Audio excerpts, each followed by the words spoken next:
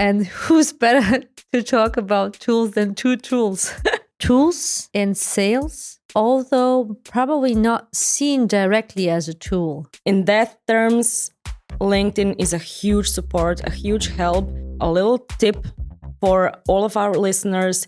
You should definitely be somebody who takes all the advantages from LinkedIn cleverly.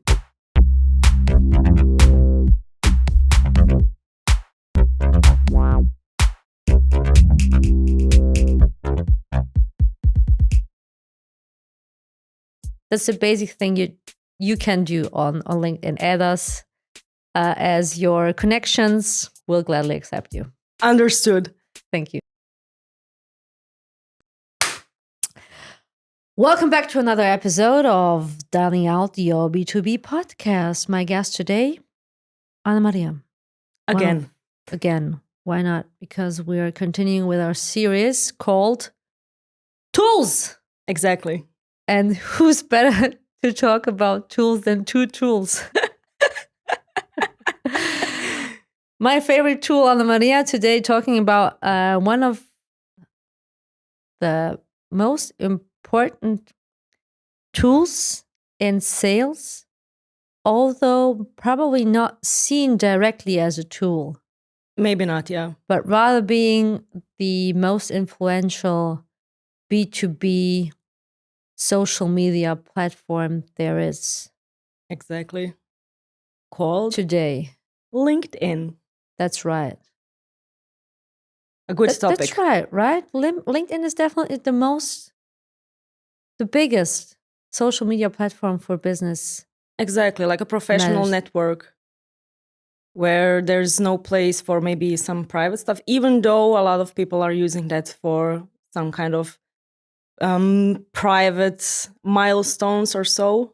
But that's fine. But mostly it's professional, a lot of companies there, a lot of sales professionals, not only sales professionals of all the other industries and everything else. So quite useful. Yeah. Okay. There are two things that we definitely want to cover today. One thing is talking about LinkedIn being really important as a sales tool for B2B clients. And on the other hand, another topic we want to cover today is how LinkedIn helped us revolutionize the way we work. Definitely, yeah. Is that okay? Of course it is. Okay. Yeah. How do you use LinkedIn in daily business for doing what LinkedIn is actually there to do for? Okay. Understood. Thank you. First of all, I would say it's important to qualify LinkedIn in two ways. Mm-hmm. For example, as a project manager, as a person that is taking care of the data that it's important in our projects. I'm using LinkedIn in one way, maybe a little bit different than maybe my other colleagues, BDRs, are using LinkedIn for themselves. For example, I'm going to use LinkedIn when building a project. I would use that information from LinkedIn for... Phone drop. Better than a mic drop. I'm going to use LinkedIn for building the database, actually, because there's a lot of information inside that I need.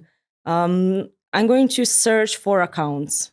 I'm going to search for companies that are there on LinkedIn, and I'm going to use some kind of criteria there. The size of the company, which is quite important for us, the industry, the branches, some keywords and specifics, or things that they are qualified for or specialized in. So that's some kind of information I would use in order to create databases and create some context for a BDR that is going to work on that context. Mm. And when it comes to a project, a BDR will get the information about the company. Every company more or less has some kind of information already written inside from like LinkedIn. For example, some kind of descriptions, what kind of things that are specializing in, and that's a context a BDR can use in his cold calling and communication with that company. But that's not the end of the story, because a BDR will come back to LinkedIn, even though he's working primarily from a CRM. He's going to go back to LinkedIn, go back to that specific company he's about to target, and then search for the right decision maker. Because that's important, to find a person that would be your best decision maker, best person to talk to. It doesn't have to be a decision maker, it can be an influencer, but the person should know the topic, should be somehow in charge of that topic. So that's the information that a BDR can find definitely on LinkedIn and help himself to better breach the company and do what he does. Yeah. Okay.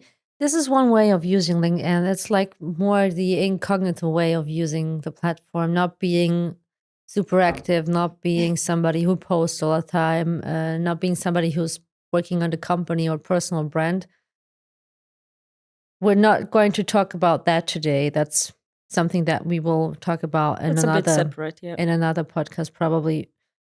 And that should probably be the main thing LinkedIn wants us to do, to be there, to be active, to give something back to the platform, not just being passively there. But a lot of people are passively there and they're using it just as a little window into the business world. Exactly. They're collecting actual information that can be useful for their business. For example, sometimes people are going to be there passively and read the information or read between the lines because there's a lot of things happening on LinkedIn. For example, searching for some kind of intent or a need or some changes, not only inside a company, but also within persons or individuals that are on the platform. So there's a lot of things you can discover. Not only that, you have the part where you can search for the jobs. Personally, if you're searching for a new job, but for example, as a salesperson, when a company has an ad for a specific job, that could be a good intent to realize, hey, they are expanding maybe. They're searching for something new that can be helpful for also your business and an opportunity to engage with that company or a person there. Yeah. I mean, it's definitely a pool of signals, of intent signals, of buying signals, Definitely. and looking for the real decision makers, looking for insights about a company. But that's one thing. But the weird thing is, you really need to give something back. That's why it's still a social media platform. You have to be active there so that anybody else can see something about you. You at least need to have a profile. You have to nurture it. You have to put in some information.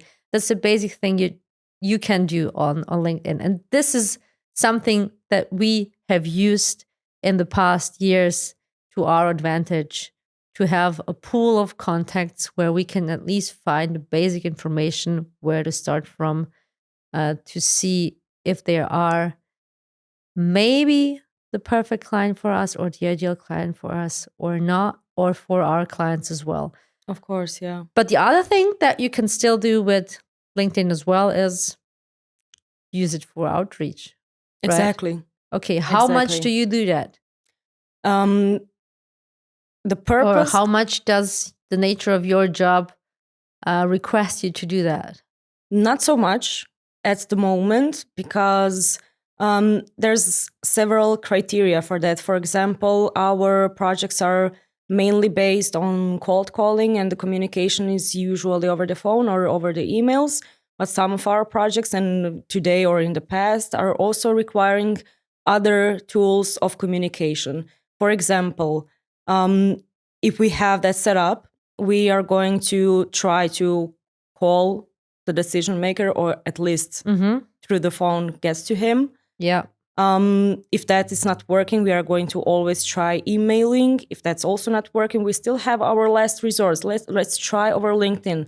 Let's connect. Let's try to send out some personalized messages and see whether or not that should be also one kind of communication. The thing is that, for example, in the DACH region, I wouldn't say only messaging without any kind of content or any kind of thinking about the intent or demand from both sides will be so successful. And it depends on the person that is sending out the messages, because it's not the same to, for example, to be a person that is working in sales, so business or sales development representative sending out messages, because for some people it's kind of repulsive, because you will always think, oh yeah, they want just to sell me something. Yeah. The higher the title, the better the communication is. It's the truth. So if you are a C-level, if you are maybe a manager or something like that, I believe that the outreach and the response will be a little bit better than if you are working as a BDR or something like that. Yeah. The thing that I think why LinkedIn is really important as a social media platform, not just for the personal branding and stuff like that, because not a lot of people, or most of the people who are on LinkedIn, don't do that. They don't post. They are not super active there in a way that they want to have a bigger reach. But the one thing I think everybody should do who has a profile there is try to connect with people from the same industry, or from the industry they want to sell to, or from the industry that are partners with them. Why? Especially in our job, I think if we do a cold call and we call somebody and talk to them, and maybe have a chance to send out an email to them, it's really nice if they even get a friend request from LinkedIn as well, so they know, okay, this person really wants to engage. This person is somewhere out there. I don't think that you should be super pushy on LinkedIn, and that you should definitely try to sell everybody by using LinkedIn and direct message them instantly. No, don't do that at all. But it's really a nice way to connect with somebody who's not in the same city as you are, who's not in the same country even as you are. So this kind of gives, in B2B cold calling, the other person from the other line again a feeling, oh, okay, it wasn't just about that one call where he wanted to be somebody who wants to present something. He's maybe just a nice person sending me a friend request now on LinkedIn, and I'm gonna accept it. And I think that's sometimes enough. You don't have to try to build a super intense relationship with somebody by sending out direct messages, sending them requests to join your group, sending them requests to join your company page. Just be there for a while, and then I think it has a really good purpose in B2B sales. It makes just more sense. Being there. That makes sense, most definitely. And it's really important if you decide on building your network, or maybe in that networking you decide to create some content and do some postings. It's important who you are going to add on your network. So as you said, it's really important to have not only people from maybe your area that are thinking the same, that are doing similar jobs or something, but also your possible clients, people that you know from before, from other projects, etc., etc. It's important that you are adding people on your network that are kind of group and a pool of people that should engage with your content that you're about to post. Adding some totally random people that you don't have any specific dot together, that doesn't make sense. You're not going to get anything out of that. Yeah. Just for the sake of having a lot of followers or connections. Exactly, yeah. That's true. You should definitely be somebody who takes all the advantages from LinkedIn cleverly, not just sending requests to anybody. Yeah, I mean, accepting requests from anybody.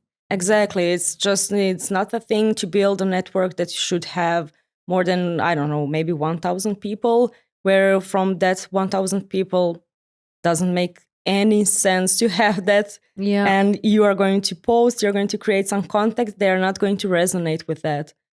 No purpose whatsoever. So it is important to be aware what you are doing, with whom you are networking, and what kind of content you are about to post. It could be educational.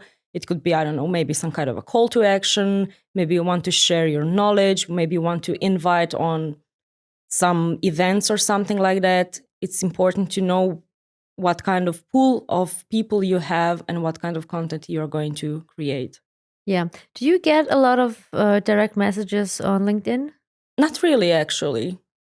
Not really. But there was actually one cool thing which I talked with my clients today. So I was in contact from 2022 with one guy. And we were talking about the possibilities of working together to create a project. But he said at that time they're not quite ready because they're launching something in Europe. And then in 2023, we engaged again and talked a little bit more. And he said at that moment, hey, we did this and that, but I still don't have anything specific with what we can start our project.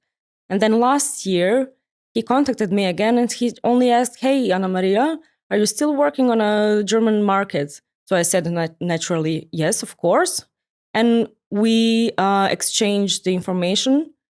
We got to the meeting. You actually went to that meeting, and now it's more than 10 months that we are working together. Yeah. So that's quite nice to stay in contact. And we stayed in contact totally over LinkedIn. There wasn't any need to exchange emails to keep it completely professional, but it was a little bit more personalized. You don't have to create a huge email. You just type in, hey, Anna Maria, what's going on? Are you still working on the German market? Can we exchange the information? Yeah. I have something finally, so we can start with. That was quite funny because from 2022, he remembered me. But in the meantime, I have posted, I am online, I'm going to check with him what the new thing is. And I find that quite nice, to keep contact with somebody from before, from people that you worked with before on other projects, but also to create something new and recognizable for people that are considering working with you. So it's a deep, deep story actually in LinkedIn and everything, networking, posting, and everything else. Yeah, and it has become even more intense in the last It is couple of years. And what I like a lot about the communication on LinkedIn, it's semi-business sometimes because they really want to buy from the same person again. exactly. It's not just the company, okay? It's definitely the company that worked with you and did that with a team, but they remember you as a person, and then they come back to you because they see, okay, you're still there, or you might still be there. They remember you for some reason. They like you for some reason, or you've done a good job with your team at that time. So sometimes it's like, okay, oh, I even maybe changed my company. I don't have the email address anymore. Yeah. Sometimes I'm not even sure what the real name of the company was back then. Maybe they did a rebranding as we did. So it's been 4 years now since our rebranding, I think. I think so, yeah. Yeah. But still, there are some clients from 6 years back Exactly. who might come back and they probably don't remember the last name we had, although it was similar. Exactly. And then they kind of come back to you. That happened to me a couple of months ago. Exactly. Where they saw me again and they texted me on LinkedIn. And it's easy. You can do it from your phone, like really quickly. Yeah, it's more personal. We have that social media culture now. Exactly. Because everybody is at some social media platform. Definitely. Or has been. So, although I do have one client that is refusing to totally use any kind of social media. Even LinkedIn. So no social media, no online presence whatsoever. So there's also people like that, but it's not like he doesn't know and he isn't aware of social media and the presence of being there. It's just like a personal choice. But what you said, it's definitely the truth, because it wasn't only once that somebody reached to me over LinkedIn and said, hey, I do not have anymore your email because I've changed company, but I still consider working with you in a new company. So we stayed in contact for many, many years now. And that's really a good thing. It is, yeah. That really LinkedIn has given us, to really stay in touch with people who might have changed their positions and companies. Exactly. But you have to show that you're still here, that you're present, so they feel like, hey, Yeah. she's still here. Let me just get in contact. And especially in the DACH market, you can see now that there has been a great boom because when back in COVID times, when we started using LinkedIn for outreach and being present more there were less people than now. And nobody was really into it. And a lot of people were still on saying, if you remember. Yeah, I do. And then that stopped. But now, like, a lot of people have not just joined, maybe they joined before, but they started really using the platform. Exactly. And you can see it with the data quality and everything from there now. I have already compared to back then. I also recognize that not only that they are more present, but on the other hand, I can see that a lot of them actually decided to do something on LinkedIn. Yeah. Either it's a company page, so they are building up the company page, announcing events where they are going to join. Because, for example, in Germany, there's a lot of trade shows that they're participating in. It's within the culture. They're announcing their presence over there. So it's not only what will happen face to face at some point in event. They're also announcing that and hoping maybe will somebody see that and say, hey, this is the company I will definitely consider to visit. Yeah. And they're building up the presence definitely, but also on a personal level. Their personal profiles are looking way, way better than they did 4 or 5 years ago. Okay, just let's give our listeners a little bit of practical use in telemarketing and lead generation by using LinkedIn. We've already talked a little bit about finding the right people, using filters, job titles, descriptions, anything there. Do you want to emphasize something? What's important to have? How to find them easily? How to be sure you're going to have the best contact data from there? Well, first of all, we have to consider there are two or many, a little bit more different types, but I would emphasize on two different LinkedIn types of profile that you can have. For example, you can just keep it free. You can have your LinkedIn profile. You can see the information from your free version of LinkedIn. You can type in search. You can try to find people based on their titles or maybe the company that they're working in, maybe to search in that case, or maybe through posts or job posts. But there's also another way, which is quite important, maybe for the salespeople, which is LinkedIn Sales Navigator. It's a paid tool, but it's quite helpful because the usage of that is more like a search tool with a lot of different criteria that can help you navigate a little bit better through LinkedIn and show only things that you want to see. For example, when I'm using LinkedIn Sales Navigator, obviously. I'm going to use filters in order to find companies that are under the ICP I'm looking for at the moment.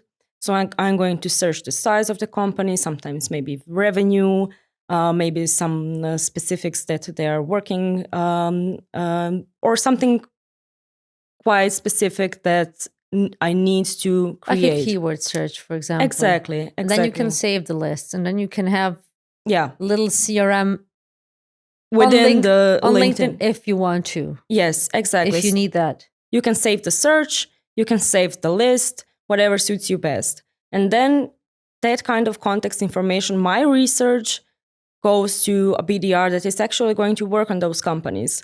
And within those companies, you can also filter down the information that you are looking for. You are looking for example, people that are in procurement of the company. So only thing you have to do, you have to filter down. The filter called procurement is going to show you people that are within the company on that position. Finding out the name of the person, finding out what kind of exact job title is, and use that information in your cold calling and ask for that person to speak in person over the phone, and then share the information, ask for the feedback, etc., whatever your goal is. So I think that there's a many use of LinkedIn, but you have to play it smart. You have to know what you are searching for. You don't want to build your lists or searches on LinkedIn with something irrelevant, because you're going to waste your time. You have to really know what you are searching for. So in that case, LinkedIn is quite helpful, like a Okay. sales tool. And as a support for cold calls, cold call, and as a support for cold calls.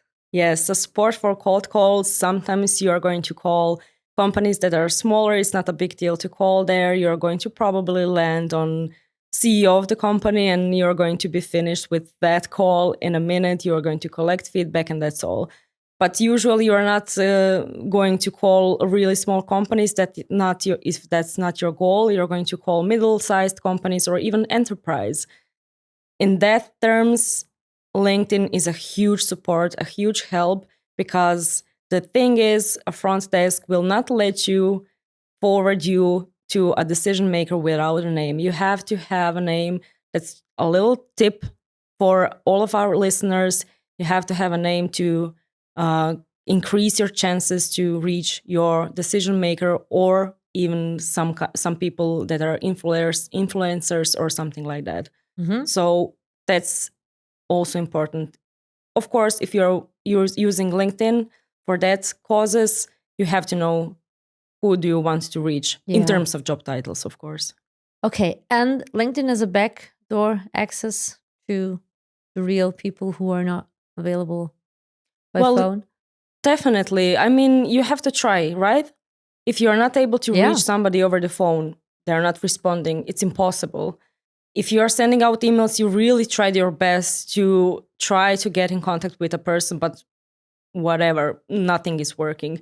You have to try. This is maybe a long shot, but why not trying? Why not try and connect with that person and sending out a short message like, hey, I really tried to get in contact with you over the phone and over email multiple times. No luck. I'm really, really sad about it, but I want to engage in some kind of conversation with you regarding that and that topic. So maybe it's a long shot, but why not try? Did you really write you sad you couldn't reach him? I'm so sad. I would. Why didn't you pick up? I would shoot to get emotional. You ruined my day. Why not? I mean, I wouldn't do that, but if it works for you, just do it. Good. Well, yeah, you don't want to be too pushy because I mean, nobody wants that. I don't want that. If somebody is sending me a message, I will really gladly respond to that. But if they're pushy, I'm going to probably block them because I really don't need that. I never blocked anybody on LinkedIn. Did you? Not really. But I just don't respond if they sent me too many messages. There is a guy, I know his name, I dream of his name, but I never responded. I have the feeling that I get a message every week from the same guy.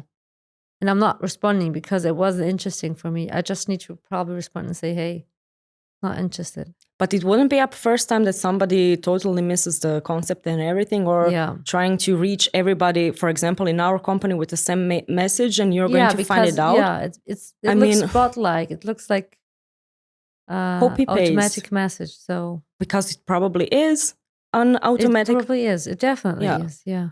So in that cases, I will still respond, but I will probably be a little bit harsh. I'm not going to be super nice or something, but whenever somebody is reaching out to me, even though maybe the topic is off totally, I'm still going to respond and say, hey, sorry, but you missed the topic completely. This is not something for us. Thank you and goodbye. You have to get to a point. Maybe I even responded, but he kept sending messages. It could be. Yeah, I have to check on that. Okay, we have a little game. It's called Link or Lie. I'm going to test your knowledge with a quick fire game where I read short LinkedIn related statements, and you have to guess if it's true, link, then you say link, okay, or if it's false. Can I say lie. Just true? No, you have to say link because it's a game. Okay, we're young and sassy. Okay. And lie if it's false. True and false sounds so nerdy. Link and lie sounds so cool. Okay, I'm giving you the first statement. Are you ready? Always ready. Okay, you can save leads and accounts in Sales Navigator to monitor updates and activity. Link. Link. Yeah. Yes. This is a core feature used for keeping tabs on key prospects. Oh, yeah. The second one, LinkedIn search filters allow you to filter by company size, industry, and years of experience. Link. These are part of the advanced search options, especially in Sales Navigator. Oh, yeah. Okay. You can only send email messages if someone is already connected with you. No, that's not true. Is it link and Lie. lie? It's a lie. It's a lie. You can send email messages to anybody. Yeah. If you're using premium, of course. But I wouldn't recommend that. I don't like emails. Me neither. And I usually get them if somebody tries to recruit. Yeah. Not really somebody trying to connect.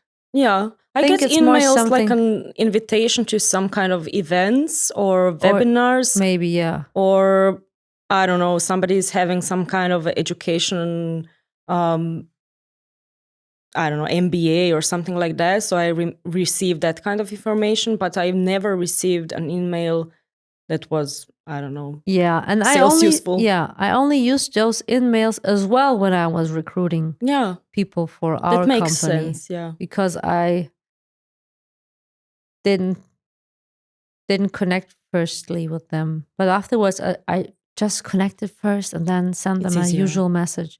Exactly. I agree. It's the warmer way. The emails are not something we would recommend, right? Not really. Yeah. Okay. LinkedIn lets you export your connections, including their email addresses. No, I mean, it's a lie, probably.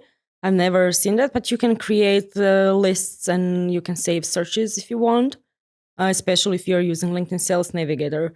But some of the people, if you are on their profile, you can see like the contact info on the right side. You can click on that and see whether or not a person have personal information inside LinkedIn or not LinkedIn, email or something like that. But usually people don't have that. So I don't think that's a link. That's definitely a lie, and we know it's a lie because we also know that there are softwares.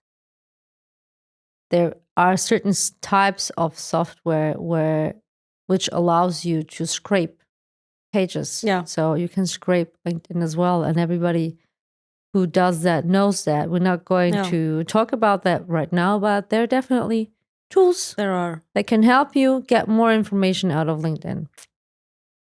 Because you could actually get out all the email addresses, all the phone numbers of the companies, or if somebody has put their phone number on their profile, you can find that by searching through their profile. That's not exactly. It's not something that is hidden. Somebody made it publicly available, but that's a bunch of work.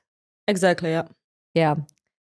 But LinkedIn is definitely smart, but not allowing you to download it just like that. No, definitely not. Okay. LinkedIn limits the number of connections requests. Oh, sorry, I'm gonna read that again. LinkedIn limits the number of connection requests you can send per week. Probably a link. I mean, I know there's a algorithm within LinkedIn that doesn't allow you to add too many people daily, even weekly, because it's suspicious. It's like robot-like, and it makes your profile a little bit more in the shadow. So they are going to probably ask you what is going on. Please confirm or not confirm that you are a real human. So I think that's a specific number of people you can add weekly and network. But so this is a link or a lie? I think it's a link. It's definitely a link. Okay, you cannot add more than 100 people a week. Yeah.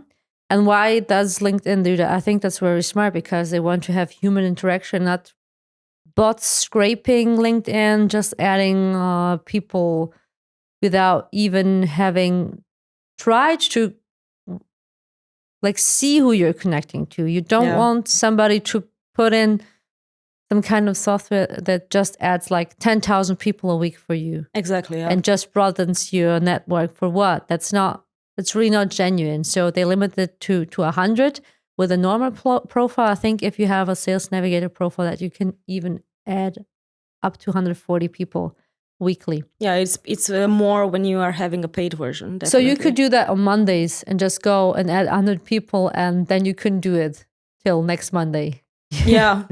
It's going to be on really a weekly basis. It's not on a daily basis. Yeah. Yeah. So if you want to expand your network, definitely sit down, go through a possible list of ICPs and just add those people you think you want to engage with in the next couple of months. Exactly. Yeah. Okay. LinkedIn Sales Navigator allows you to track job changes at your target accounts. Yes, that's definitely a link. I mean, you can track different changes, not only job changes. Yeah. There's also other signals you could track on LinkedIn Sales Navigator. So definitely, that's true. It can help you with your sales processes. When you see, hey, there, as I said at the beginning, if they're hiring at some certain department, you can see that there's a possible need for something else, some kind of a help or whatever. So it's quite useful to read through those. Yeah. Okay. We're done with the sentences. You've done a good job. Thank you. Yeah. You as well. As always. As I always do. It's my job to do a good job. Give me the 3 takeaways from this episode that you would want to summarize and give our audience as something they maybe like. Why should you be joining or using LinkedIn, and what for? And what not? If you are figuring out whether or not to use and to be present on LinkedIn, you have to think about maybe the sole purpose of being there. For example, more than just important one is networking with people with similar roles, networking with people that might be your potential customers, thinking about maybe posting and sharing information about not only your personal/professional things that you're doing in your career, but also sharing some information within the company that you're working for. So some kind of a sales opportunities, creating some things like that. If you're working in sales and doing things similar to us, then I would definitely recommend LinkedIn Sales Navigator as an advanced tool for searching, to saving lists, to using that to define and refine your building of the data or databases for your any kind of outreach you are about to do. So you have to figure out how to use that. Don't be too pushy if you decide to use that for your outreach, for messaging, because it doesn't going to resonate well. And give it time, because LinkedIn is a professional network that requires a lot of time for everything, not only networking, but also building your presence. And the algorithm is like that. So give it time. Don't give up too soon. That's a good tip. That's really true. Give it time. Thank you very much for being here today again. This was another episode of Dialing Out the B2B podcast. Today again with Anna Maria, talking about sales tools and tools we use for new clients acquisition. Everybody, feel free to subscribe, join LinkedIn if you haven't joined LinkedIn, and once you join LinkedIn, add us as your connections. We'll gladly accept you. And don't be too pushy. Yeah, don't be pushy, because we might respond harshly. No. Be pushy if you want to, but select the right clients for that. Because I think if you're even pushy, but you have the right message and somebody needs it, they're going to need it. And exactly. What's the worst that can happen by just trying? True. Yeah. Okay. Yeah, that was it. Thanks. Bye.